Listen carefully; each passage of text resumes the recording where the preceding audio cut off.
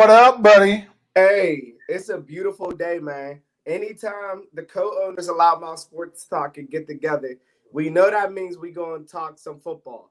So it's Yes, always a sir. great time, man. It's always a great time. How's your day going so far? Hey, man, just came from football practice, getting ready to go, man. We're gearing up. It's That's starting always to get good. that feeling. I know you missed that feeling, man. It's like I'm Sometimes. experiencing the first feeling of being a coach. So like we had a scrimmage yesterday, and then like now I'm transitioning to being a coach. Where it's like I get so excited, and the kids know it too because they're like, as soon as they see me, like they hype me up more than I hype myself up. You know what I'm saying? Like, Oh, that's but a then I'm like, wait, I'm injured. dangerous I can't mixture. really be doing everything I'm supposed to. That's a dangerous mixture getting you too excited. Yeah, right. Literally, like, because once I'm up there, cause it's like a energy that just can't be compared. Yeah. But we'll jump right into it. So, speaking of some excitement, um, again, we'll call it some preseason excitement. The Jags have made some interesting moves, to say the least. Um, Obviously, the movement of Leonard Fournette, them releasing him, and then just news dropping within like the last hour of Fournette signing with the Bucks. It looks like a 1 year kind of prove it deal, uh, which is pretty interesting. To me, it only makes the NFC South more electric to watch this fall. Um, you're putting a lot of veterans on that offense to build a lot of energy for them. Here's what's the funny thing, right? So let me sound off real quick. Hey, hoodie up, you know what that means. It's time for me to sound the fuck off. But listen, everybody who left the Jaguars have went to a better place. So like we look at it, Jalen Ramsey. I mean, that's debatable because the Rams, I mean, they hit their peak. But like I think it's a better place. You look at Ngakwe. He's in he's in the with the Vikings, and that's going to be incredible for the Vikings. Watching Hunter and Ngakwe coming out the edge if they can stay healthy. Then you look at Leonard Fournette. He went to the Buccaneers. I mean, if you had to tell me, hey, we're going to go from you're going to play with the Jaguars, but then you get to play with Tom Brady. As soon as you tell me Tom Brady, I'm going to want to do it. So, I mean, here's the thing I don't understand. When you talk about cleaning house, doesn't it usually start with the GM and the head coach? Why is the head coach not gone yet? But every player they got rid of. They done made everybody retire. Either people retire or they leave because they don't want to be there. But yet the head coach still got a job. I still feel like they have faith in the head coach still building something. I they never got to the extent of the Legion of Boom, but that defense kind of got dismantled just like the Legion of Boom did. I would argue, and it's funny because the same reason Alicia the Boom was gone is kind of the same reason that this team broke up, except one was probably because of an older, not racist, but he hates black people unless they're, like, let me not start that. But anyway, so like you think about it, Tom Coughlin done made everybody either retire or leave because they didn't want to deal with his ass. And like I just feel like the Legion of Boom, I mean, granted, everybody they weren't going to be able to stay together because everybody needed to get paid, right? And they chose pretty easily. They chose Russell Wilson over everybody else, whatever. Well, But that and most of the other guys chose money over legacy. yeah, but I think honestly, I think it just was the writing was on the wall that like once. So who got Cam got paid first because he was up, and then Earl got paid, Sherm got paid, and it was either Wagner or Russ. Or no, Earl didn't get paid. No, Earl got paid the first time, and then he was up for a second one. That's what it was. Yeah. So it's either Wagner, Russ, or Earl. And I just feel like it's so hard for the Jaguars, man, because it's like who cares about them? Like Doug Marone, he had you can argue that Jaguars defense was probably better than the Legion of Boom. Yeah. I Like, mean, in the secondary, yes. I feel like the Legion of secondary, maybe. I feel like overall, though, the Legion of Boom as a defense was much better because layered they were better. Like from the front seven to the secondary, they were good.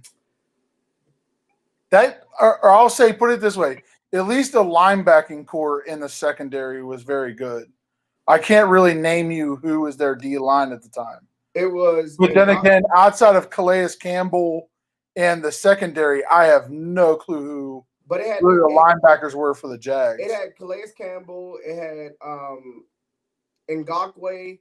It had Miles Jack. It had Miles Jack's still there, yeah. It had Telvin Smith before he retired. It had Paul Posluszny. Well, Telvin Smith retired because he had some legal issues. Who? Telvin Smith. He had some legal issues that kind of made him step away from football. Yeah. I mean, I can't remember the story, but to my recollection, it wasn't very good off the field information. But yeah, I mean, the Jags are everywhere.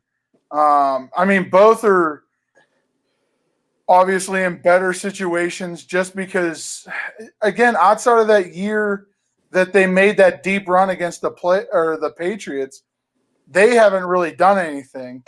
I laughed today because I saw a meme that said the Jags are this generation's Browns, but the Jags have still produced better than the Browns. But front office wise, they're becoming very brownish. But again, it's going to be interesting to see. I feel bad for guys like, and again, it comes down to one of those, like, I feel bad for guys like Gardner Minshew, and guys, if they had opportunities on other teams, what they could potentially be of. Because right now, I'd have to look. Honestly, off the top of my head, I have no clue who is in the Jags backfield right now. Or just the idea of that offense outside of Gardner Minshew, which, again, is just unfortunate because you have guys wasting their talents on teams that nobody really gives a shit about. Yeah, and I just Dede Westbrook's down there. I forgot about that. Yeah, and I just feel like Chark, who could be a good receiver. Where do these? Oh, that's right. Tyler Eifert went down there. But I mean, is he ever really healthy to affect anything? No. But I mean, poor Andrew Norwell, my man, chasing the money and doesn't have much else to show for it.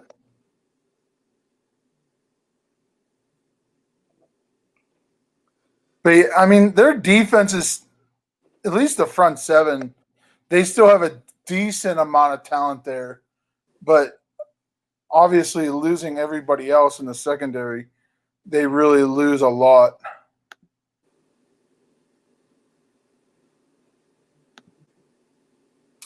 But then, speaking of some different moves, obviously the big news, or I guess not big news, but the Patriots also released Mohamed Sanu today, which actually is kind of a shock to me.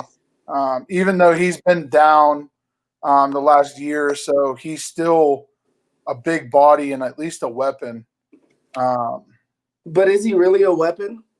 I mean, like, he's a weapon for what? I don't know. Like, I don't know where his contract was, but I mean, he was still a threat. And especially for a team that's still depleted and has questions. I mean, outside of Julian Edelman, he's the only proven wide receiver there. Well, that's what I mean. If he's your number, like, and that's why with Julio finally got somebody to go along with him. And I'm not talking about Mohamed Sanu. It was Calvin Ridley. When he got him, he actually had a threat because Mohamed Sanu, I mean, it's like, he's big, but he's slow. He, like, route running's okay. But, like, if you really got to worry about Julian Edelman and Mohamed Sanu the entire game, I like my chances as a defense. So Yeah. I mean, whatever. He owes them too much money and he didn't produce. So Bill Belichick said, Yeah, and I mean they do have faith in Nickel Harry. Mikael Harry, and I guess they have faith in other guys they have there. Again, they still use what James White a lot in the receiving game. So I mean they have skill there. I mean Pats are another one of the teams. They'll have 17 tight ends on the roster. And they like using that a lot. But obviously this year is going to be real interesting because again, Cam seems like he's going to be the starter. Which, by the way, really has that even been like a wow? Cam Newton. Yeah, because they still had to make sure he was going to come back, that he was healthy and still ready to roll. Even if fucking Cam Newton's not 100%, I'm taking him over Drew Stidham. Well, he's not 100%. I'm not putting anybody on the field that's not 100%. Especially for a guy that's taken 2 seasons with big injuries. I'm just saying, I'm not getting a guy ready to start for me. Do you see my face? I'm already expecting him to get hurt. Do you see my face? That's fine. If Drew Stidham, Your face is ugly as fuck.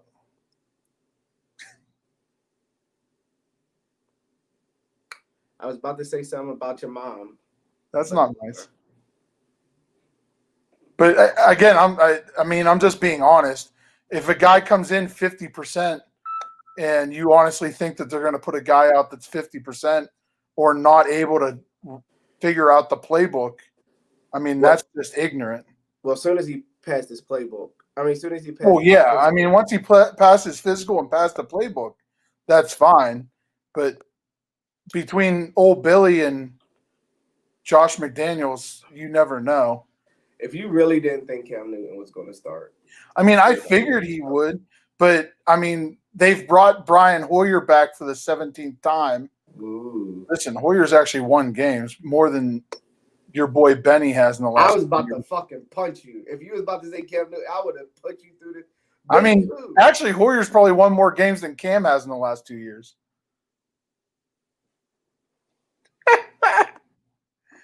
How many games has Cam won in the last 2 years? We can't talk no more. We're done. That's fine. I'll keep moving on without you.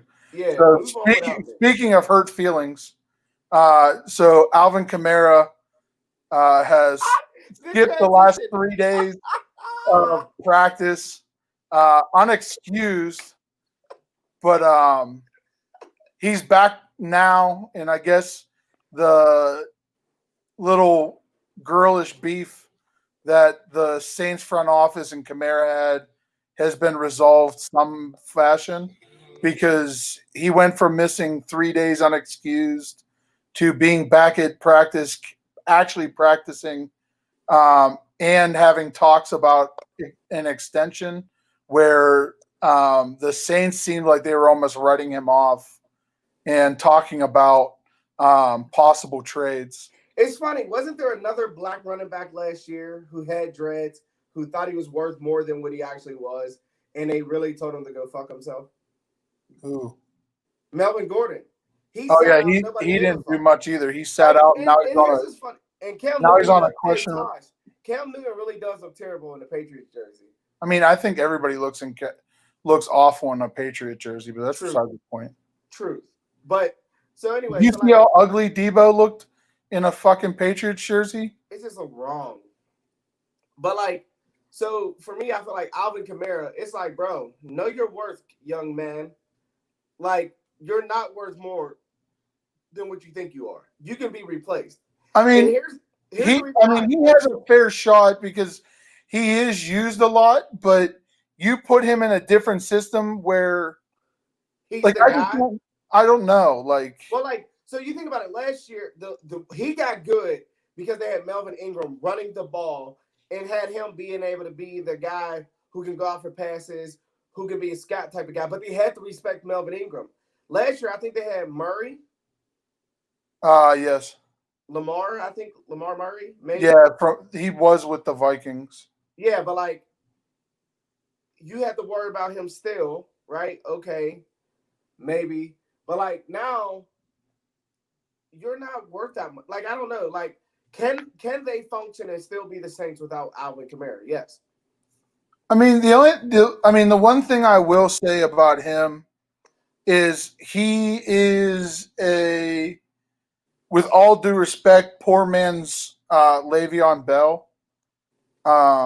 He's a guy that over the last 3 years, again, remembering he's only been in the league for 3 years. Granted, he's been a Pro Bowl every year, but as we look today, after we were talking about the idea that Ben Roethlisberger isn't going to win an MVP this year, False. the idea that he also hasn't been an All-Pro at all during his career is kind of shocking as well. Meaning that the Pro Bowl doesn't mean dick. So, I mean, to be fair, I mean, there's a lot of dudes that are Pro Bowl guys that have, like Ben, that have never been chosen to the All-Pro team. So, I mean, which again, it makes sense because for me, well, that's the split between the Hall of Fame too. Yeah, but All-Pro is voted on by a lot more people than the Pro Bowl. The Pro Bowl is now a fanfare. Well, the Pro Bowl is voted on by the players. I don't know if you know that or not. It's players and fans. Yeah, but so for me, we saw how that one NFL 100 turned out. Yeah, and I feel like for me, the difference is like All-Pro for me. It's hard to be an All-Pro, which it should be, right? It's like, is there a doubt in my mind that should Big Ben have won at least one All-Pro? I don't know because it's so hard because I think only 2 quarterbacks get selected to the All-Pro team. Yeah. So it's like from each conference. And so it's like, is Big Ben ever the second best? Well, you think about it. He had Peyton Manning all the way up until 13. So Peyton Manning and Tom Brady was there from together. Like anytime those two was there, he's probably going to be better. And then you got from 14, 15, 16, 17, you still got Tom Brady. He's still there. So he's going to get one. And then you start to become, okay, well, who's the next guy up, right? Like Pat Mahomes for the years that he's been there. Okay. I don't like Philip. It's the same thing with like Philip. Like, should Philip be an All-Pro once? Yeah, maybe. But Kamara, I feel like nobody, like to me, I don't even think of him when it comes time for a top 10. Like, no, here, hold on. I mean, so like I said, he's been in the league since 17. Obviously, all with New Orleans. So in succession, he had 728 yards rushing on 120 carries, 883 on 194 carries, and 797 on 171 carries. Where I talked about him being a poor man's Bell, it comes to his receiving.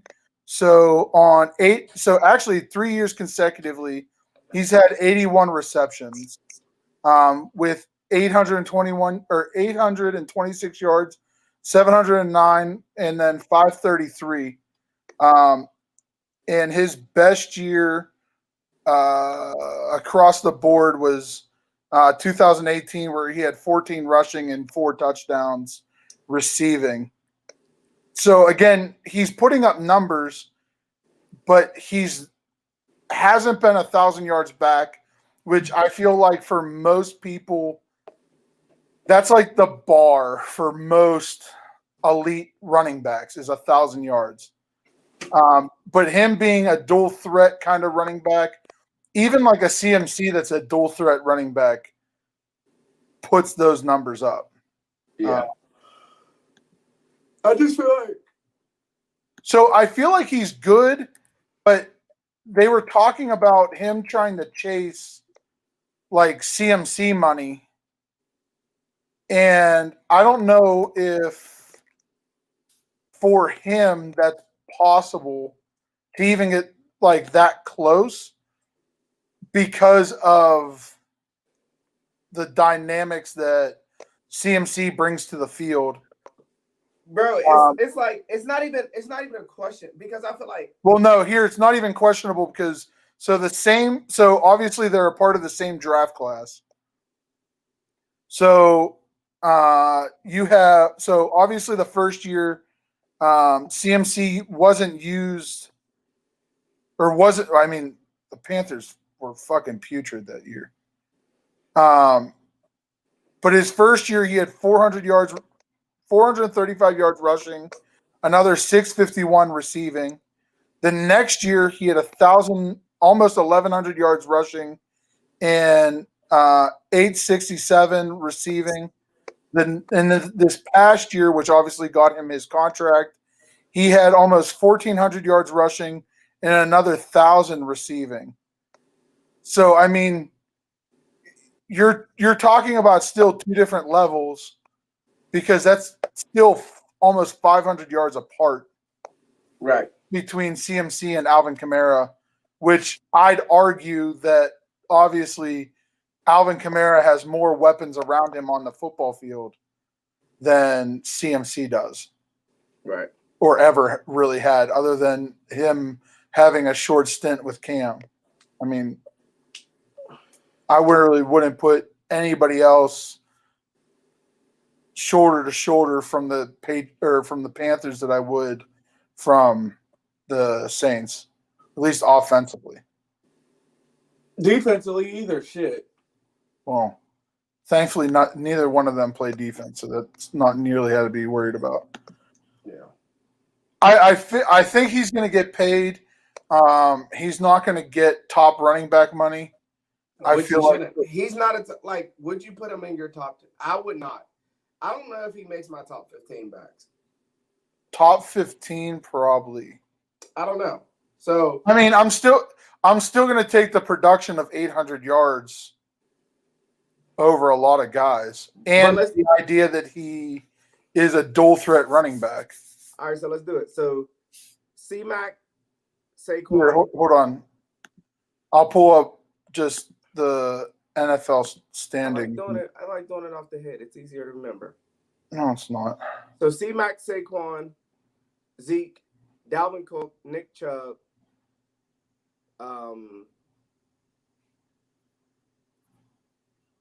yeah, it's not easier. Here, give me two.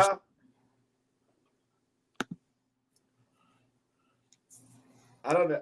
Top 15 is stretching. I feel like top 15 is easy. So would I take Alvin Kamara over the 17 running backs the Patriots have? Yes. Would I take him over Mike Singletary with the Buffalo Bills?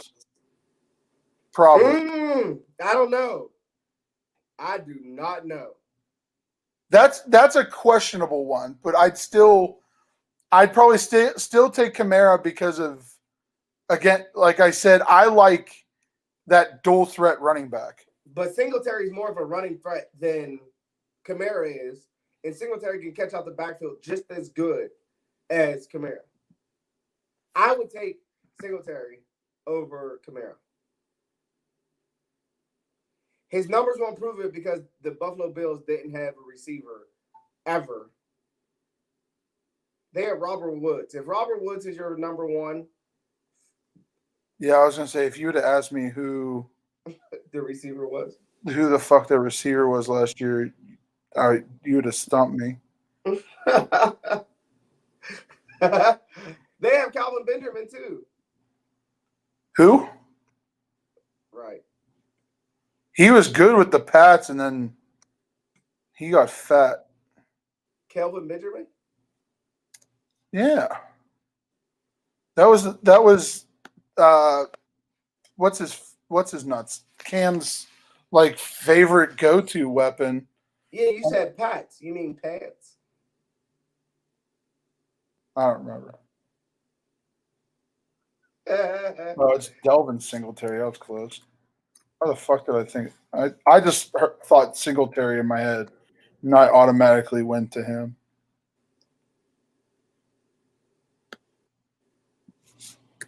I'm trying to look up Delvin Singletary's stats, and it's not fucking easy. So last year he had 775 yards, and then like just under 200 receiving. Again, going off of like actual stats, I'm taking Kamara. Okay. Devin Singletary has potential, but no. Okay. So that's 2 I'd take over him, or 2 I'd take Kamara. Obviously, I'm taking Le'Veon Bell over him. The Miami Dolphins, I don't even know who they're starting running backs, one of the 16 running backs that they took from the 49ers last year. I'd never know his name. Whatever. Brett. Yeah. Whatever. Burrito. I'll obviously take I'll take Ingram and J.K. Dobbins over probably Kamara, even without starting a game. Definitely taking him over Connor. I'll give you Chubb. Joe Mixon and him came out of the same draft class. Joe Mixon's the best. Just move. You're not taking. Well, no, I'll take Joe Mixon. Joe Mixon, I still think shouldn't be in the league, so that's besides the point. Yeah. Houston has rumbling skills. Who the fuck? Houston, it has he was Cleveland. Carlos Hyde. Yeah, him too. He sucks too. So I'll take him over. I'll take Kamara over him. So obviously, I'd rather have Derrick Henry. Indy. Marlon Mack is a fucking beast, and they got Corey Dillon. I mean, not Corey Dillon. AJ Dillon. Did they get AJ Dillon? Mm-hmm. Oh, and they have Jonathan Taylor. Mm-hmm. I'm still taking Kamara. Oh no, they didn't get. Yeah, AJ Dillon went to the Packers. Yeah, but I would still take Jonathan Taylor and Marlon Mack over Kamara. I'd rather take Kamara because again, he still puts up more numbers. I don't know what Marlon Mack's numbers were last year, but no. The Kansas City Chiefs have 17 running backs that aren't better than Kamara. Philip Lindsay and Royce Freeman. That one's hard. And they got Melvin Gordon. Come on, man. And they got Melvin Gordon. Come on, that's not even close. See, Melvin Gordon can still go sit somewhere. That's not Philip Lindsay and Royce Freeman alone are better. Well, yeah. I mean, I like Royce Freeman a lot. I was honestly hoping that the Broncos were going to deal him this year. LA Raiders, I'm obviously Josh Jacobs. I'm actually taking because they showed his numbers versus another power back, and his broken tackles from just last year was nuts. Yeah. The Los Angeles Chargers. I'm taking Kamara over Eckler. Hold up. No, Eckler's still unproven. Hold up. No, thank you. I don't think Kamara's proven. I think that's the problem. No, I mean, Kamara only had one, but Kamara's stats over the last 3 years. But Kamara we're sharing stats. But he also played with Drew Brees and had Melvin Ingram. Last year he sucked. His stats showed what it looked like when he's by himself. But he still had almost 1,000 yards rushing and receiving. Last year? Yeah. He had 800 and 700. I mean, that's a lot of production out of one dude. I would like to look at Eckler. Well, no, because Melvin Gordon came back and kind of fucked it up, so you can't even compare. I'll give you that. But, I mean, that's half the league, and that's still 50-50. So, I mean, obviously, if I need a running back, I'm definitely picking him up versus a lot of guys. I don't know, because the Browns, they have Kareem Hunt and Nick Chubb, and I'll take Kareem Hunt is a kicker, and Chubb I'd take. But, again, the hard part, and, we had this, and again, it was the same conversation almost as last week. It obviously breaks down to a coach because the Browns could have really dominated most of their season just running the ball. Nick Chubb could have had an Adrian Peterson kind of year, but unfortunately, the Browns became the Browns and fucked everything up. He could have ran for 2,100 yards last year. Oh, easily. Yeah. Because I forget what he had last year. It was high. I mean, he was in the 1,600. I think he was 16, yeah, 1,700. 16, 17s, yeah. Yeah. And there was a lot of games where they could have literally put the entire team on his back and just said, "Go, my dude." You can tell you say black a lot. Put the team on the black. Right, that's what you mean. All in on black, please. Huh? Craps. Or not craps, fucking roulette. Russian roulette? No, that's with a gun. Can we play Russian roulette? But like I said, obviously Kamara is nothing that I'm gonna shy away from signing because he is a weapon. But and again, I understand what a lot of these guys are going through with getting their money and the potential of the salary cap dropping next year. But like, we continue to look at multiple running backs holding out for extended periods of time. Yes, they might have gotten their contracts, but I'm still hesitant to say that Melvin Gordon is in a better situation, even though on paper their offense looks really nice.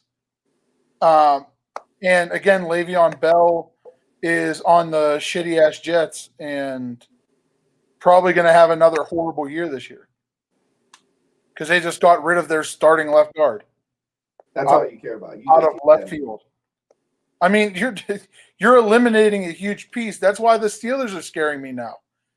DeCastro's age is showing with him getting hurt in camp.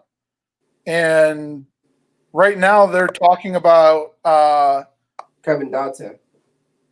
Well, I'm not worried about Dotson might start, but I feel like they're going to look at Steven Wisniewski to be that fill position. But then they're also looking right now, they're still bringing Filer into left guard and having a battle between Chuck and Zach Banner at right guard or right tackle, which still scares me. You're taking a proven right tackle out of the mix and putting him inside instead of just fucking with one position. Well, no, but I think that's the right choice. Like, I'm not worried about that because Filer didn't really look. He looks like a guard. He might look like a guard, but the last couple seasons he's produced at right tackle. One season he played right guard, and right tackle, and he played the year prior to that too because he didn't really play a lot. God damn it, Marcus Gilbert. Yeah, Filer's been playing there ever since Marcus Gilbert left. Filer's been our right tackle, and now they're moving him inside just like they did last year against the Rams for Aaron Donald. And he played better. I mean, he played better because, it helps whenever you have. It's always easier to obviously move inside. I mean, a guy that's used to being one-on-one every fucking down, having an all-pro center helping you, that helps. But if you have Big Oak and Banner going against it, like I would feel safer with Big Oak and Banner over there than Fowler. Like Oak is going to win the position because he's a fucking more than likely. He's a beast. He's a pup, but he has the potential. Again, one of my buddies coached him whenever he was in high school. Chuck in high school at? Up in Michigan at some academy. I forget what it's called off the top of my head. Oh. Shout out to Vernon. But that's pretty much it for the NFL. Obviously, today marks a week until the Chiefs and Texans play. God willing that there's no illnesses or some other dumb shit happens that they suspend the game or anything like that. But I'm excited just to have football back. Watching high school in Austin P play was kind of cool, but having NFL and D1 single A or FBS to all of everybody else, I can't wait to have that back. So speaking of college, so jumping into the deep pool of college right now. Obviously, the Big Ten is one of the schools right now out of the Power Five that have decided to at least postpone play as of this point. Big Ten has now had, I think, 3 different votes with still negative outcomes to starting the season. They've gone everywhere from talking about starting at Thanksgiving, talking about starting at the first of the year. Now there's rumors on the board of starting October 10th, which I think's idiotic at this point. Again, one of our members and one of my buddies, Eric Faulkner, brought up a good point that he thinks that the new Big Ten commissioner is trying to swing his dick around, and he thought he was going to kind of be the beacon or kind of the shining light of keeping the kids safe, and had like kind of like a backdoor deal with the Pac-12 and ACC.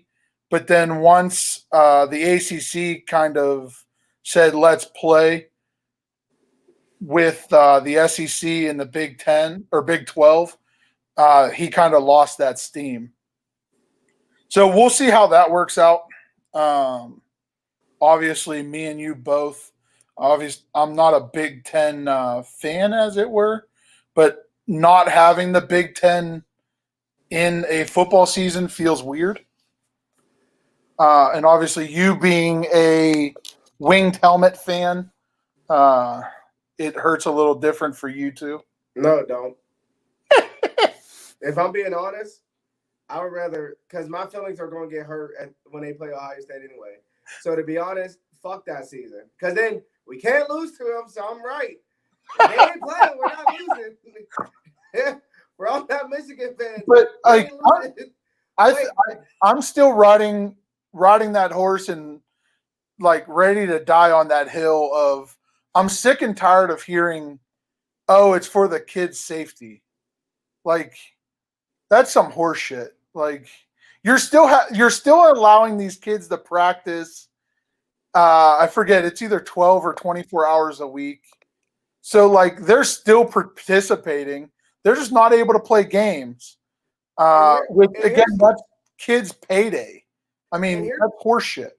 And here's the funny thing, right? It's like we sit there and we talk about accountability.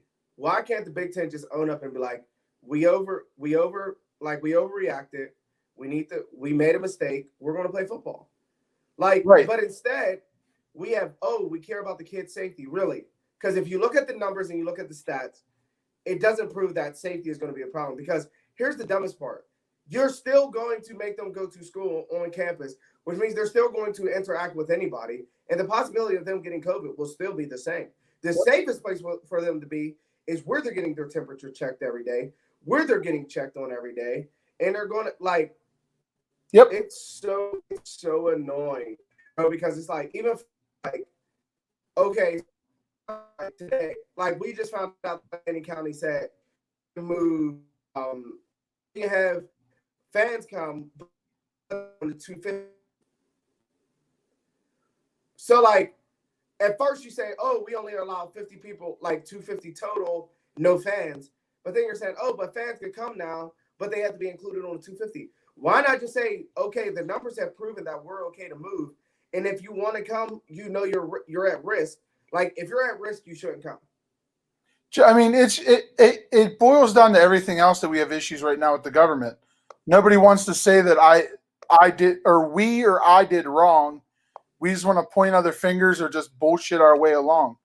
I mean, I commented on it and I forgot to tag you in it, but like whenever Tom Wolf, what, less than a month ago, was saying under his guidance that we shouldn't have any fall sports, and now a month later, he's like you just said, we're talking about, oh, we're allowed to have fans, but it has to be under this amount of people. And like, this is what's funny, break, bro. And this is what's so funny is because he literally said it 3 weeks ago without letting anybody know. He's like, oh, we shouldn't play sports until January 1st. And then they asked him and everybody else, well, where's the factual evidence that we couldn't prove that we can't play? And he goes, there isn't any. And then this is the fucked up part. Then he goes, well, we won't mandate you if you play. So why tell us not to play? I forget what guy it was that they interviewed during the Austin P game, but again, they were talking about COVID and basically saying the data's not there. Yeah. Going one way or the other. Not saying the idea that it's safe to play or anything like that, but it's not one way or the other that they can say definitively that we should not play in allowing teams to make their own decision. But I feel like the only people who should be able to make this decision is the parents. If the The parents players and want the to put their players, kids out, I mean, especially in college, right. you're at least 18 years old. At that point, you're an adult where you can go and serve your country. So I feel like I should have the ability to say, you know what, fuck it. Just like, and we forgot to talk about that, or I forgot to talk about that. But then Kirk Cousins coming out today and saying, like, listen, I can't go every day of my life freaking out. I'm paraphrasing, obviously, but saying that I can't sit there every day freaking out. I'll gladly wear a mask to, like, for the greater good, but it's not. If I get it, I get it, and I hope that I beat it. But if I get sick and it weighs on me, it is what it is. I mean, And for me, we've gone into such a weird rabbit hole of just fear and worry. So, and this is and here's my biggest thing is we suck at this world, man, and this is where a leader comes into play, right? It's like, and it's just, for me, when you look at it, like Sean just said, kids were playing summer ball all summer with parents and fans. It's just so hard and irritating because it's like, they would tell us, like, our guys are in camp right now, right? How are you going to tell us that we need to socially distance, but we're at camp and we're hitting and clanging and banging, but you're telling us that it's going to keep a spread? No, the fuck it wouldn't. It doesn't make sense. And like, we check temperatures. We do there's certain guidelines that we follow to make sure that we prevent the kids from being in danger. But at the same time, it's like, don't tell us, because now we got to choose, like, okay, well, if we're allowed 250, all right, so some kids probably aren't going to be able to, like, there's so many factors. And then if we say, okay, well, we can have some fans, we can have 80 fans. Okay, well, we have 80 players. Like, okay, so what? Only the starters' parents get to come? But then we got to think about the visitors. So the visitors' parents can't come? Like, right.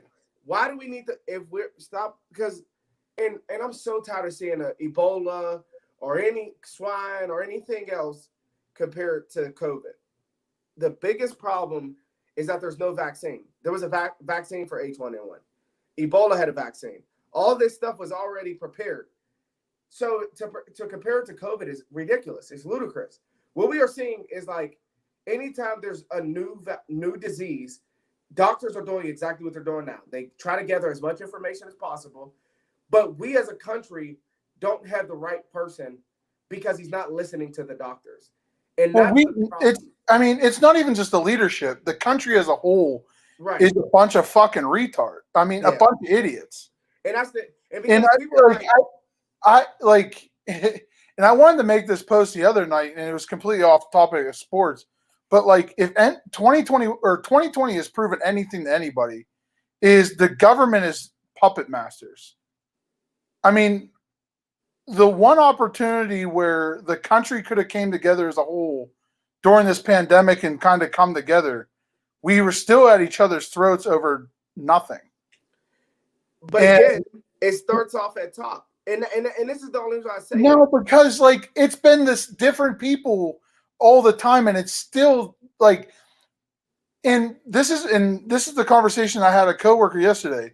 Is we had an opportunity to look at it as the people versus the government, and we're still looking at it as people versus people, and all that the government is doing is laughing at us because the people still look like just a bunch of goofballs running around with their heads cut off. Well, and it's funny because for me, the way I find it funny because to relate it to sports, where we feel like you look at it, the Southern teams, all of them are playing football. But then the Pac-12 and the Big Ten aren't. It's like, so some doctors think it's safe. Some think it's not. It became a political battle of Dems versus Trump. Listen, it's funny that we say battle of Dems. It's not just about that. Like, at the end of the day, and this is the problem that I have, we knew about COVID in December or January. The president of the United States knew about COVID coming. He had data. He had information.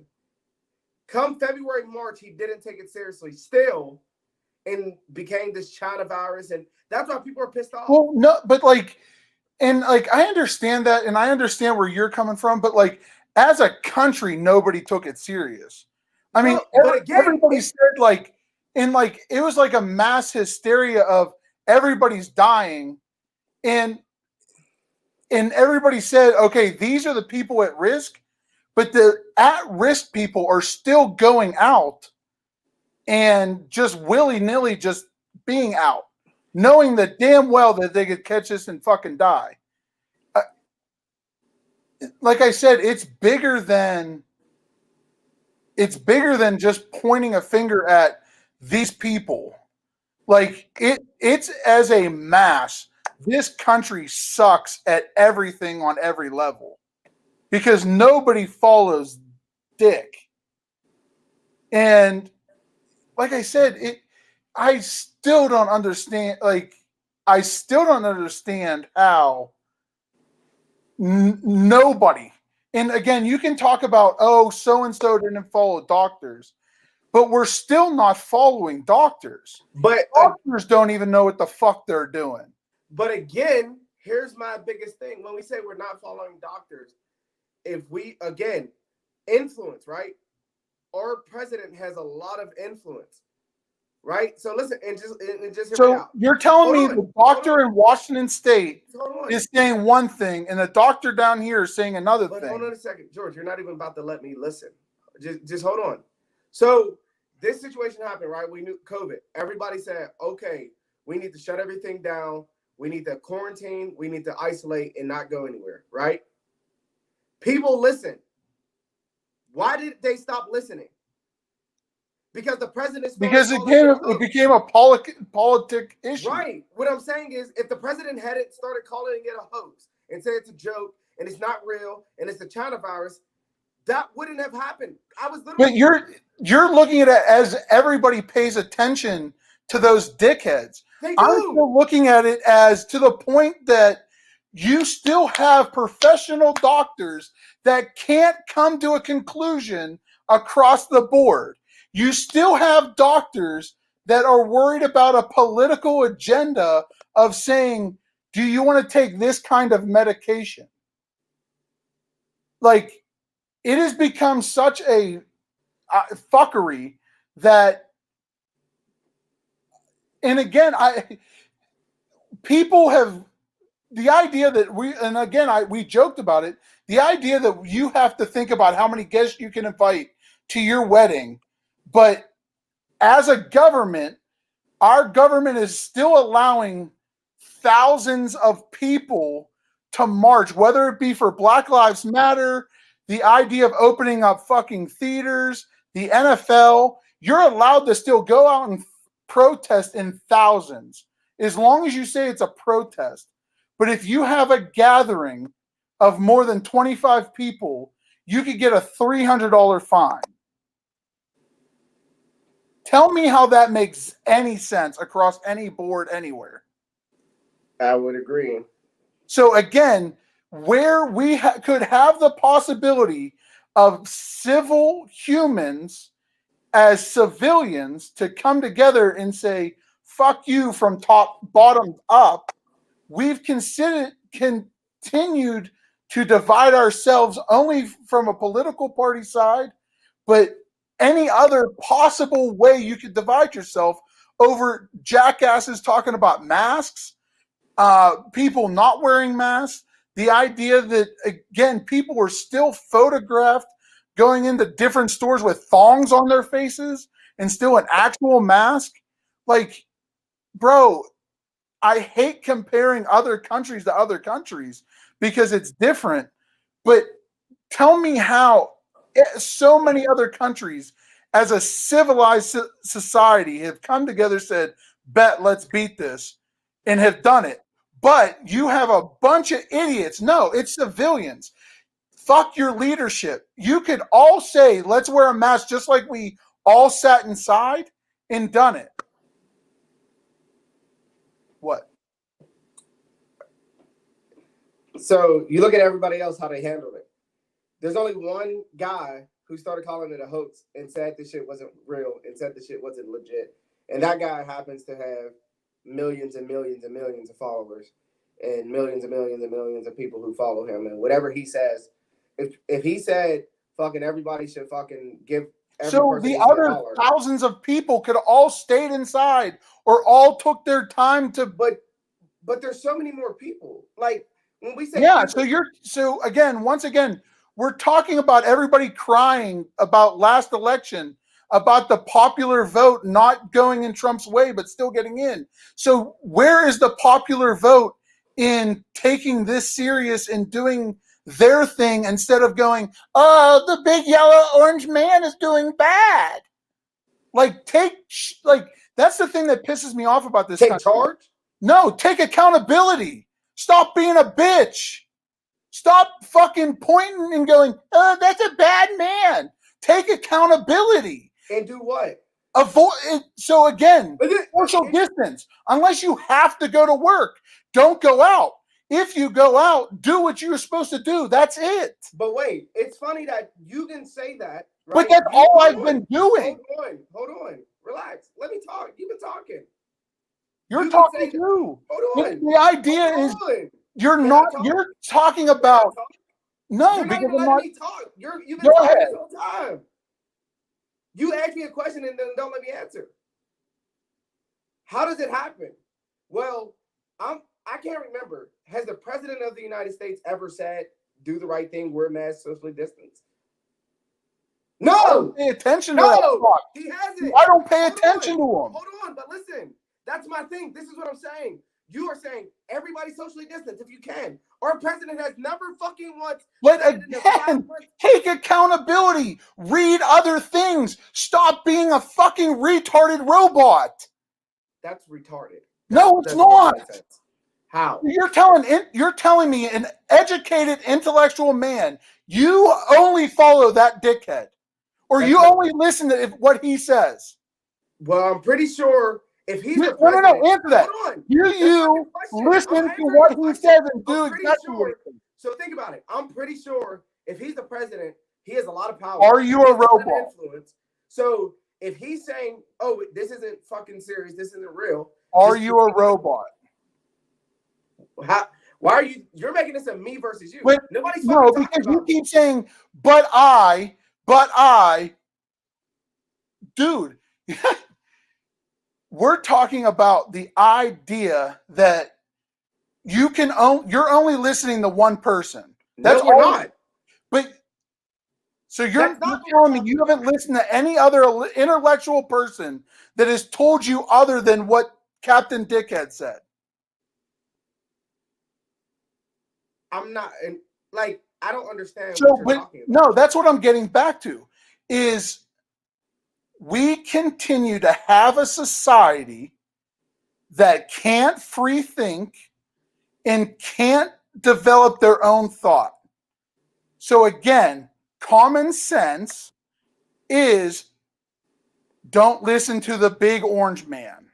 But that's So everybody else think for themselves and and do what? keep moving. George, you keep saying one orange man. Can we fucking address him as who he is? It's not just like some random fucking normal guy. It's not Right. Wolf fucking saying it. You're acting like he's the end all be all. Is he not? No. Bro, so you're telling me a person that's in office for 4 fucking years. Can we stop saying a person? Can we say the president of the United Well, fucking I don't States? have any respect for that position, though. I don't care who's there. Dwayne Johnson could be there, and I could give a flying fuck. Only certain people follow that fucking imagery that he's the end all be all. But when we say certain people, we're not talking about ones or twos. Yeah, we're probably talking about fucking zeros. Go to something different. That makes like the idea that you won't wrap your head around the idea of listening to other intellectuals other than the one fucking person that might have the highest position in the world, but nobody why pay attention to him? President? Whatever. I guess it doesn't matter. It blows my mind how people just want to talk shit about him, but then he's the end all be all. So we don't go in a direction of the president. Okay. So people talk shit about the president, but we should always follow what he says. Do we not? So we did it at the beginning of COVID. Answer this question: yes or no. Did we follow what the president said? Yes or no? What did he say at the beginning of COVID? So you're trying to argue what he said, but you don't even know. So you're saying because I didn't pay attention to the motherfucker. I got told to stay home by work, and I did. I wonder who told you that. Work. Okay. So work is telling you because of somebody else who's telling you because of somebody CDC. Else. And then I'm pretty sure the CDC went off the White House's guidelines of what the fuck to do. But he doesn't. Did Trump make those guidelines? The White House doesn't control that. So the White House, not Trump, White House. Who's in charge of the White House? Trump technically, but I doubt he sat down and said, "This is what we do." Okay. Sean understands. It's okay. Yeah, because that's a good guy to go by.